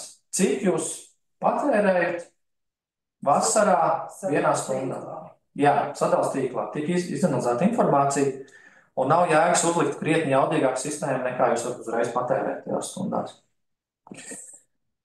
Kopējās projekta izmaksas 62,000 eiro, no kuriem 34,000 būs EKI finansējums. Šeit ir bišķiņa lielākas pašu izmaksas, jo jumts ir jārekonstruē. Respektīvi, jumts ir bišķiņ nokalpojis jau pirms saules paneļu uzstādīšanas. Ir jāveic jumta rekonstrukcija. Līdz ar to arī atmaksāšanās laiks ir vietni ilgāks. Ļoti ātri vēl par projektā izmantotiem tehnoloģijām. Tiks izmantot speciāli stiprinājumi, kas tiek piekausēti pie esošā jumta seguma. Tur ir mīkstais bitumeni jumts, Un, lai neradītu lieku slodzi ar kaut kādiem betona apsvariem vai neūrtos iekšā jumtā, ar risku, ka kaut kas var tecēt, šie saules paneļi stiprinājumi tiks piekausēti pie jumta. Pārbaudīts risinājums. Netiek bojāts jumta segums un nav liekas svars ar šiem betona apsvariem. Un vējš neplēš nost. Viņi būs tik mazā leņķī, ka tur vējiem īsti nav kur aizķerties. Bet tas arī ir aprēķināts, cik liela vēja slodze zem paneļa. Šis risinājums, tur citur arī Ventspilī ir izmantots glābšanas stacijā, kur ir ļoti liela vēja, tā kā tas ir Ventspils vēja pārbaudīts. Laikam es šo niansu izlaidīšu. Mums nav obligāti jāprezentē tehnoloģijas, vai ne? Respektīvi, būs arī tāda tehnoloģija, ka tiks gudri patērēt enerģiju pa fāzēm, lai nav tā, ka mēs nododam tīklā. Kaut gan ne, man ir jāizstāst īstenībā. Man ir jāizstāst šis tāpēc, ka tiem arī, kas mājās liek saules paneļus, daudz uzdod jautājumu, kā tas var būt? Man saules paneļi ražo ar 5 kW, es patērēju tikai 2 kW, bet tai pašā laikā es redzu sadales tīklu mājaslapā, ka es ņemu no tīkla elektrību vēl. Kāpēc? Ja man saules paneļi ražo vairāk nekā es patērēju. Un te ir tā viena nianse, ka, ja jums ir 3 fāžu pieslēgums, jums katrā fāzē patēriņš ir dažāds. Jums, piemēram, tēkāni ir pirmajā fāzē, otrajā fāzē jums ir plīts, trešajā jums varbūt nekā nav. Jā, jums nav patērētāji, kur tu gaismi tikai. Bet parasti šie saules paneļu invertori katrā fāzē ģenerē vienādu elektrības apjomu. Respektīvi, tad rodās situācija, kad jūs pa kaut kādu fāzi jūs nododat tīklā lieko enerģiju, bet pa kaut kādu fāzi jums pietrūkst, jūs ņemat no tīkla. Tur rodās tā starpība. Tāpēc var rasties situācija, ka jūs gan ņemat elektrību no tīkla, gan nododat tīklā pēc sadales tīkla datiem. Tā ir nianse īstenībā svarīga, kas man bija jāizstāst. Un tad tiks izmantot šajos projektos moderni invertori, kas māk atkarībā no patēriņa katrā fāzē, arī katrā fāzē individuāli ģenerēt šo jaudu. Tā. Un tad vēl būs informatīvas stendi pie katra šī objekta, pie domes, jūras vārtiem un selgas, kur varēs redzēt, cik mums ražo saulīt, cik ir ietaupīts CO2, cik ir nodots tīklā un tā tālāk. Paldies! Viss. Es zināju, ka tā būs, ka sanāk garāk nekā plānojam, bet es domāju, ka būs stunda, mums ir stunda 15 pagājusi, bet ok, bija daudz ko stāstīt. Tagad es domāju, ka mēs varētu nonākt pie jautājumiem, ja tādi ir. Un es tomēr sākšu ar tiem, kas ir klātesošie. Ņemot vērā, ka jūs atnākuši šeit, klātienē. Vai jums ir kādi jautājumi vai iespēja vai komentāri par šo visu? Man ir jautājums par akumulatoriem un powerbanku. Tagad ir arī tādas lielās powerbankas, ko lieto privātmājas. Vai nav jēdzīgāk ievadīt elektrību powerbankā un tad, kad grib, tad lietot? Ļoti laba ideja. Jūs runājat par tām lielajām powerbankām, lielajām rosturi. Tādā pašā kā mazajiem šitiem mobilajiem telefoniem, tāda pati ir lielā privātmājā. Jā, es saprotu, par ko jūs runājat. Tas ir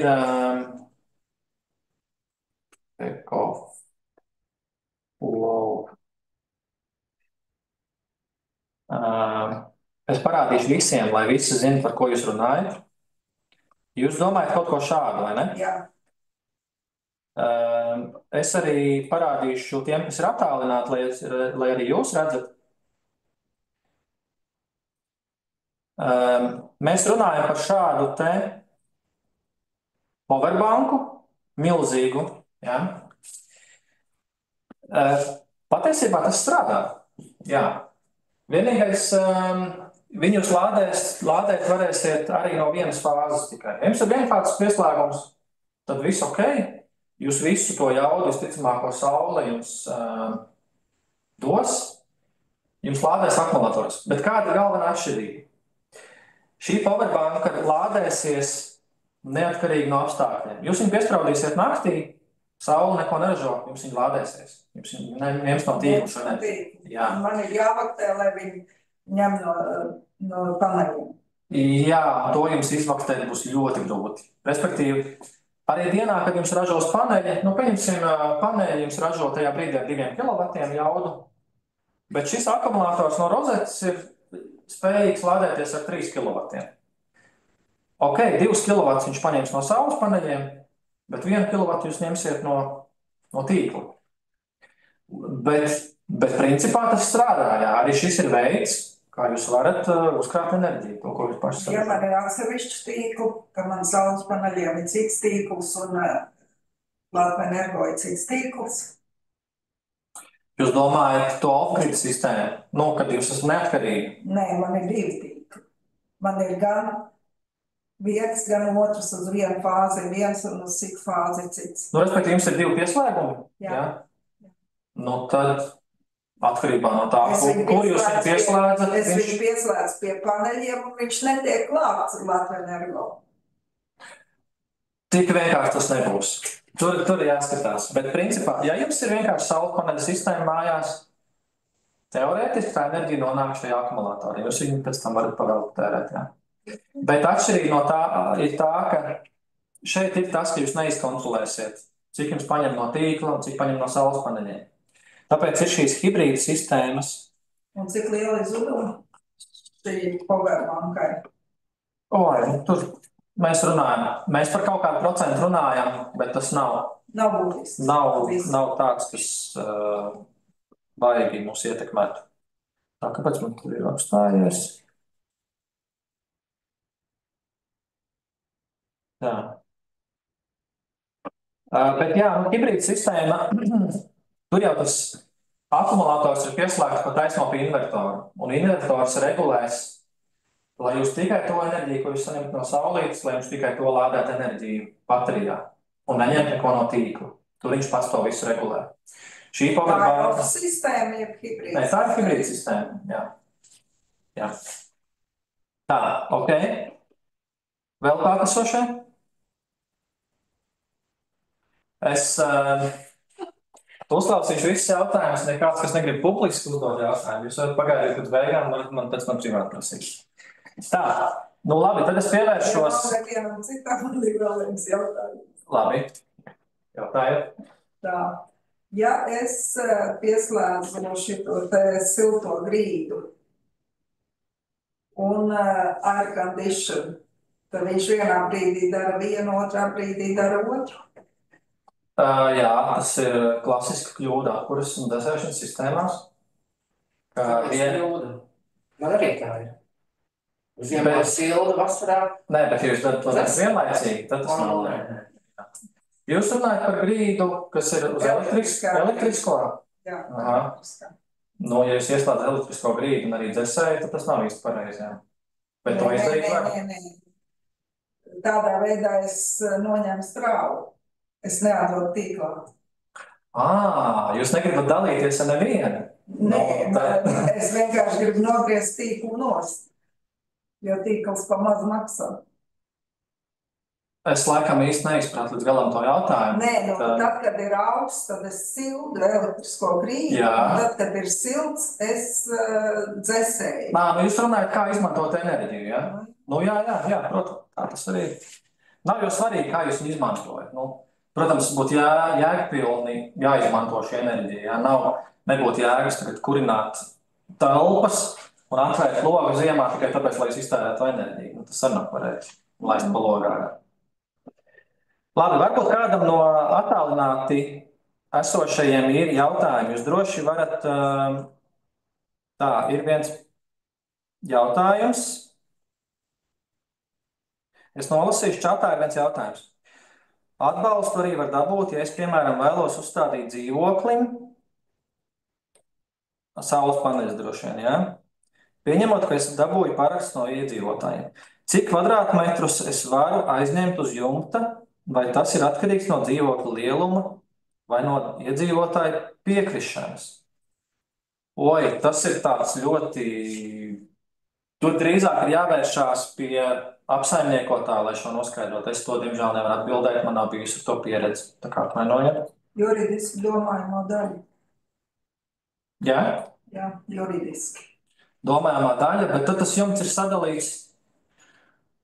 Nu, pieņemsim, 5 stāvu ēka, tas jumts ir sadalīts kvadrātmetros, jumts sadalīts kvadrātmetros.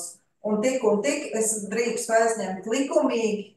Jūs to zinat, jā? Jā, es to zinu. Nu tā tad... Jā, bet tieši kurā vietā, kur tad būs tā monedara? Nu, šī ir tā problēma. Domājumā daļām.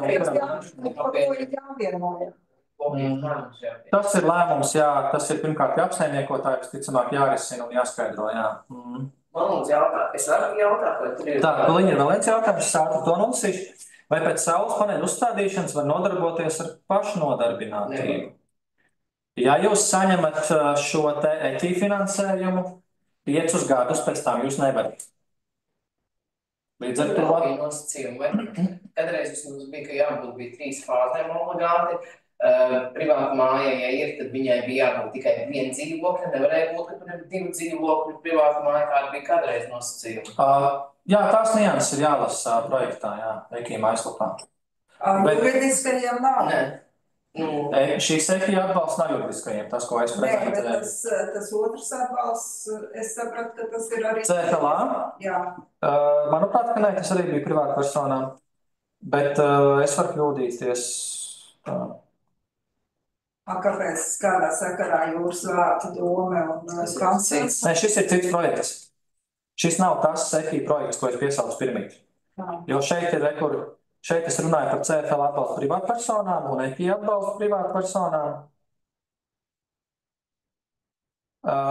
Bet šis ir tālāk, par ko es stāstīju. Tas bija EķI projekta konkurss. Nu tas ir cits projekts. Tas ir cits, jā, tas nav tas pats. Konkurss, cits projekts. EķI ir emisijas kvotu izsolēšanas instruments, kas ir, kā to formāli nosaukt, fonds, kas principā tur ir daudz projektu. Pirms EķI mājaslapā var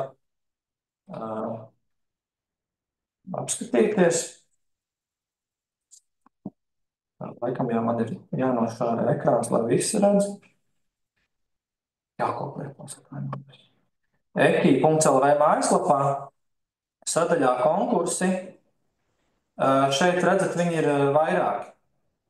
Bet šeit lielākā daļa ir noslēgusies, un redz, kur redzams, ka viens ir plānots. Un tā aktīvā ir redz, kur šī, kur vēl var pieteikties. Siltumnīcas efekta gāzu emisiju samazināšana mājasaimniecībās. Jā, tad šis ir tikai privātpersonām. Savukārt tas, kur pašvaldība piedalījās, bija EķI 3.1, siltumnīcas gāzu emisiju samazīšana ar viedajām pilsētvides tehnoloģijām. Un tur ir attiecībām tikai pilsētām. Jā. Tā kā tā. Labi. Vēl jautājumi attālināti, varbūt kādam ir, kāds var arī mutiski prasīt, var mikrofonu ieslēgt un prasīt, var čatā rakstīt.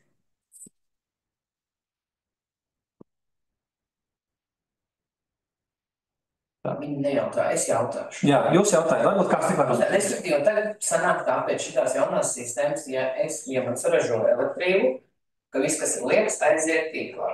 Ja tādā brīdī biržā ir mīnus, man jāpiemaksā būs, vai?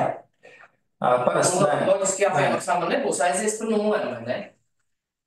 Tirgotājiem, cik es esmu pētīju šos te līgumus, viņiem ir minimālais slieksnis, jums nebūs jāpiemaksā. Es viņu atdošu par nulēm. Un attiecīgi, tad, kad man pietrūkst, es pērku to pašu biržas cenu spērku, vai ne? Jums pat var būt tā, ka jums ir fiksētā cena iepirkšanai no tirgotāja, un jūs nododaši biržā. Tagad es viņu pērku atpakaļ par biržu, ja kāda biržā ir, tāda arī. Bet, ja tagad tāda situācija, pieņemsim, man ir arī tas akumulators, vai ne?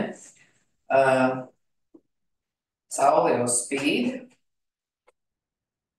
bet vēl netik spoži, un man sanāk, ir rīts, jā, no rīta parasti biržā cena ir augsta, 7, 8, jā? Jā. Un es varu kaut kā paņemt no akumulātora, kamēr man nenāk no saules, bet neņemt no tīkla. Es vajag sarežģīt pateikt. Tāda ir arī tā ideja. Tāpēc jums ir akumulātors. Nevelti jūs viņu ar lieko saules enerģiju pielādēju. Tā ideja jau tāda arī ir. Jūs naktī tērēsiet, kad saule vispār neražo, jūs tērēsiet no akumulātora. Kad akumulators būs tukšs, tikai tad jūs ņemsiet no tīkla. Jo citādāk nebūtu jēgas tam akumulatoriem. Tā kā kamēr jums akumulatorā ir elektrība, jūs ņemat no akumulatora. Un to izlēma šis te invertors. Viņš pasaka, no kurienes ņemt to elektrību. Par šo runājot patiesībā.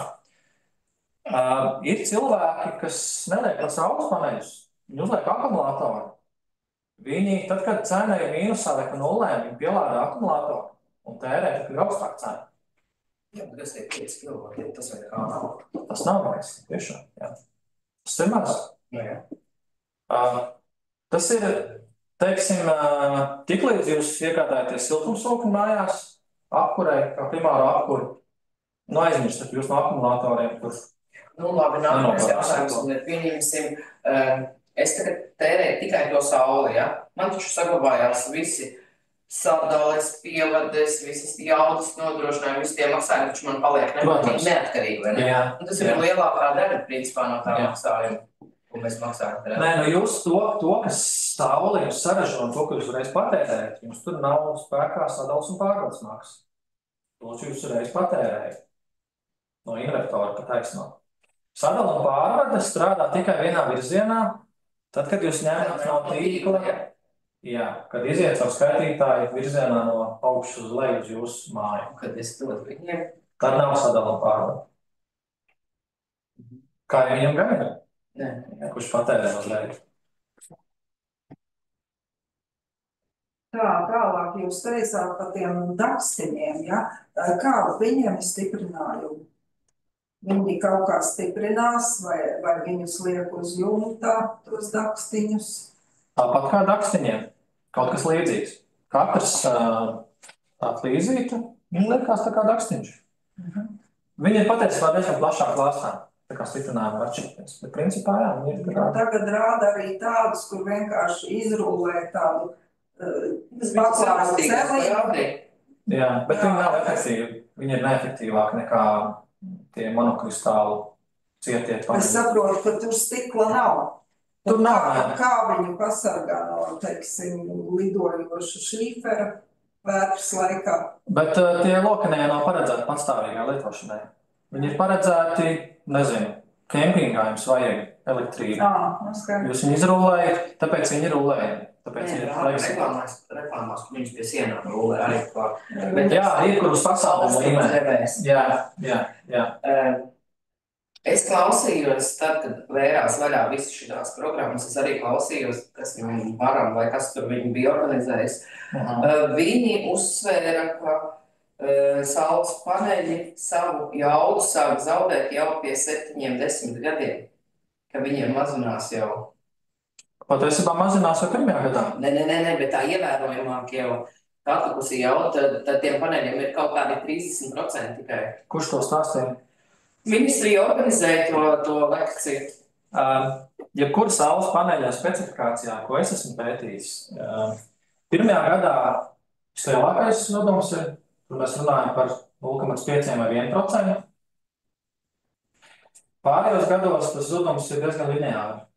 Un lielākā daļa ražotāja pēc 30 gadiem sola 85%, vismaz 85% no sākotnējās jaudas.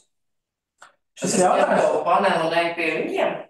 jautājums, ko es uzdevu vienam vietējam vienai električu firmai. Kas notiks, ja man, pieņemsim, es secināšu, ka man viens panelis pēc 15 gadiem neražo vispār? Viņi man varēs iedot, tas ražotājs Ķīnā varbūt jau sen ir bankrotējis un uztaisījis citu. Bet tas vēl slikti ir dzīves tā. Tieši tā. Tā ir ražotāja garantija un nevelti,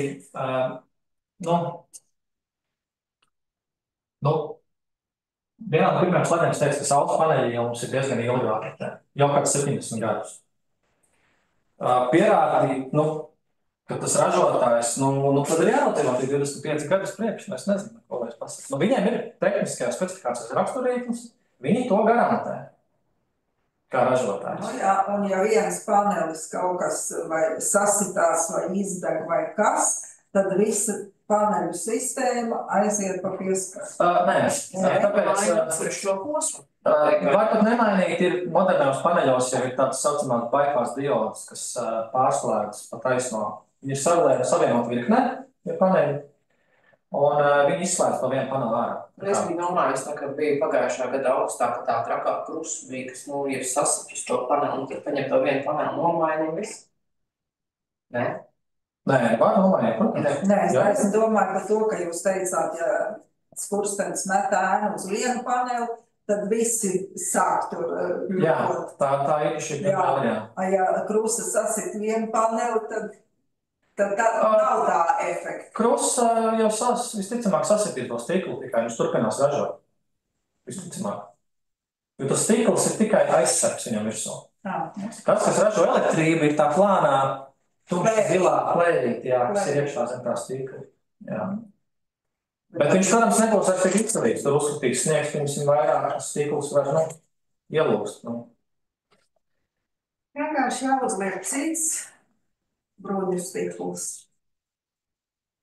Tā, es skatos, ka no attālinātajiem mums arī nav jautājumu. Tad es ielikšu čatā savu e-pasta adresi, ja kādam gadījumā tomēr rodas pēc tam jautājums.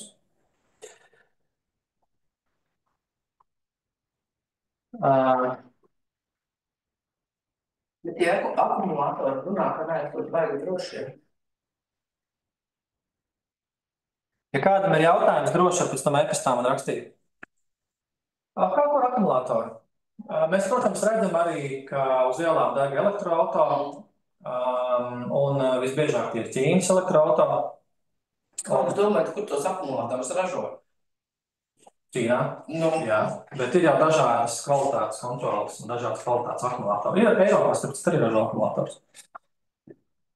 Šī ir ļoti plaša tēma, jā, es pats arī esmu elektroauto īpašnieks, un es pilnībā saprotu, kāpēc ir ļoti liela pretestība gan saules paneļiem, gan elektroauto.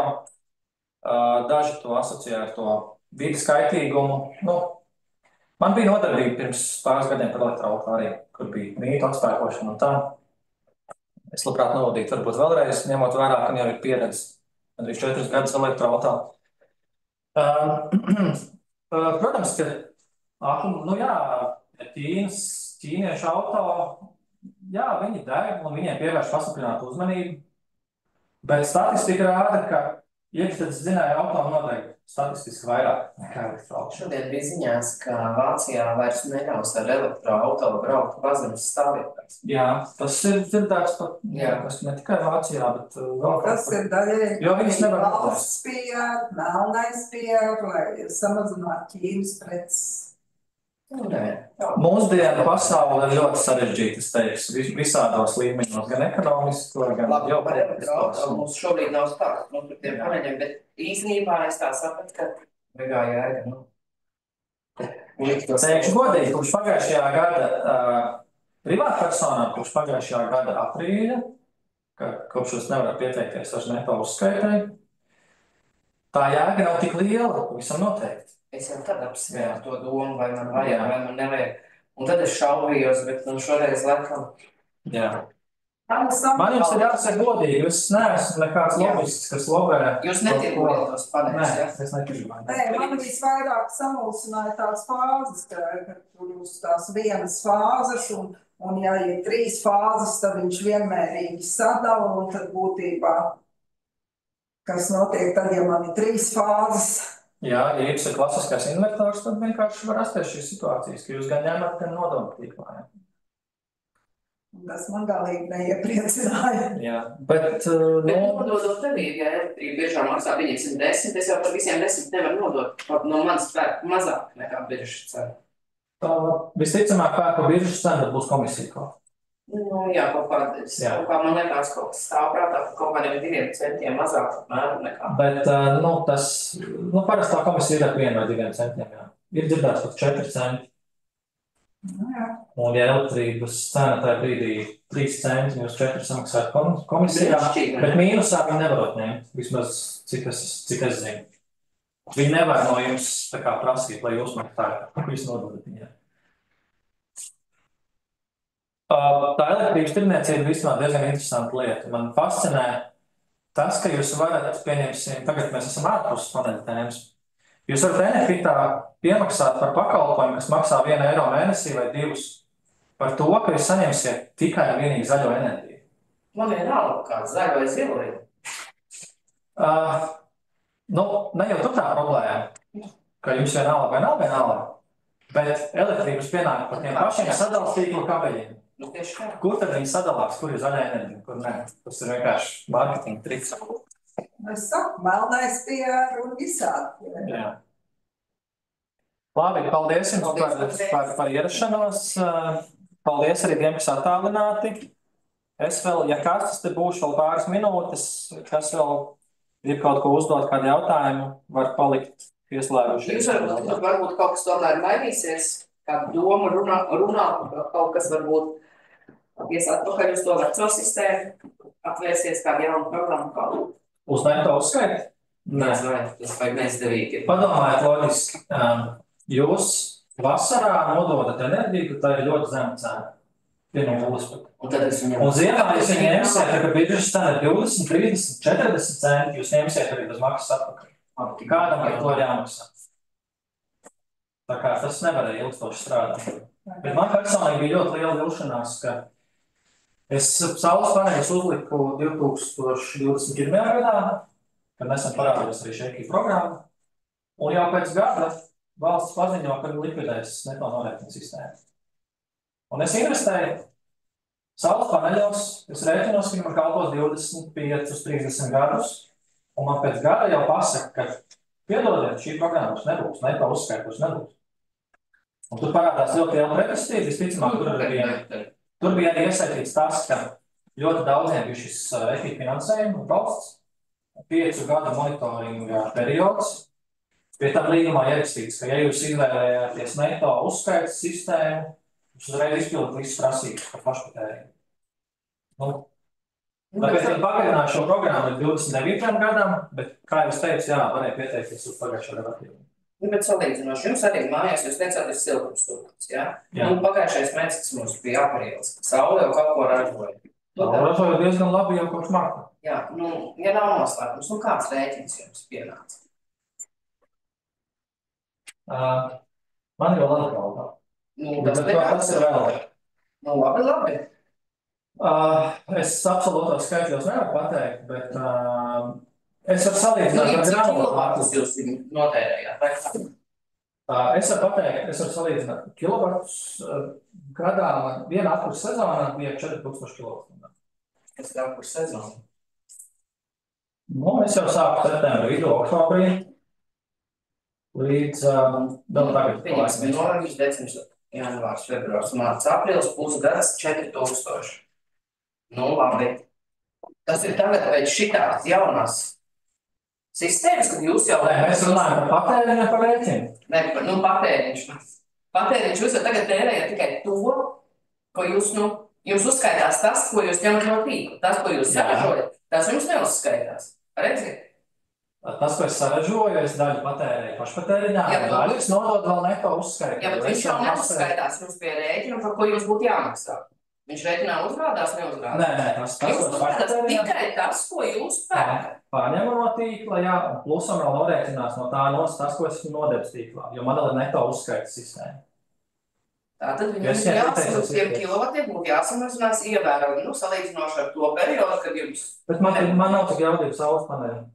Man nav tik daudz jumta, man nav tik daudz zemes. Cik jums ir saules paneļu? Man ir 7 kilovati. Netiek galā ar visiem rēķiniem, visiem pārējiem. Jūs esat pareiķinājis, kāds ir mazākais saules paneļu daudzums, kas atmaksājās? Jā, šis ir sarežģīts jautājums. Uz to varēja viegli atbildēt, pirms bija neto uzskaitas sistēma. Tad bija tā, es teiktu, ka ja jums ikmēneša patēriņš ir zem 300 kWh. Nu, man ir 1000. Mēnesī. Jā, jo man ir siltās brīdis. Ziemā. Jā, tur ir liels patēriņš, jā. Kādreiz ir tā, 300 kWh, ja jums ir mazāk mēnesī, nav jēgas vispār saules paneļi. Nu, labi, man ir ziemā 700, jā, nu man arī ir siltumsūknis, siltās grīdas viss. Bet, ja man tur elektrība, tagad tīri elektrības maksāja 70 eiro, nu plus man, kas viss sadala pārvades, nu kad tad es tos atpeltīšu? Tas ir ziemā 70. Vasarā tur ir vēl mazāk, nu. Tur ir ļoti detalizēts aprēķins jāveic. Kā jūs teicu, kopš nav neto uzskaitas sistēmas, to Es jau tad jau tā kā, nevarēju pieņemt to lēmumu. Tāpēc es domāju, būtu man tā pateikt jā vai ne. Jo, lai jums atbildētu, cik ilgā laikā tas atmaksāsies, man ir jāzina jūsu ikdienas patēriņš. Jāsaprot, cik jaudīgi sistēma jāliek, lai es saprastu, cik ir izdevumi, cik būs valsts atbalsts atpakaļ. Nu, tur ir daudz mainīgi, ko es vienkārši nevaru tā no galvas uzpapēt. Man tur arī piedāvājums tā esi, jā, tad, kad ieviesās tā sistēma. Man atsāktīja piedāvājums. Taisīs tā, lai tikai jūs nopirkt viņus. Nu jā, pirmais bija 12,000, pēc gada man atnāca jau 7,000, tas pats jau man piezvanīja, vai es esmu uzlikus. Ieviešanai, ne? Jā, un es pazvanīju tas, vai es esmu uzlikus. Nē, es uzlikus, vai var sagatavot jaunu, jā, jau bija ievērojami lētāk. Cenas ir krietni Par kritušās. cik paneļiem 7,000?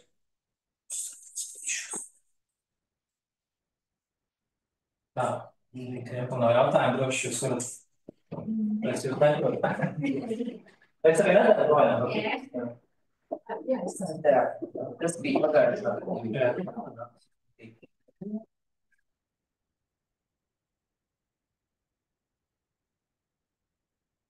Tā, labi, paldies. Visu labu. Es arī slēdzos. Jā. Cik paneļi arī tam? Jā.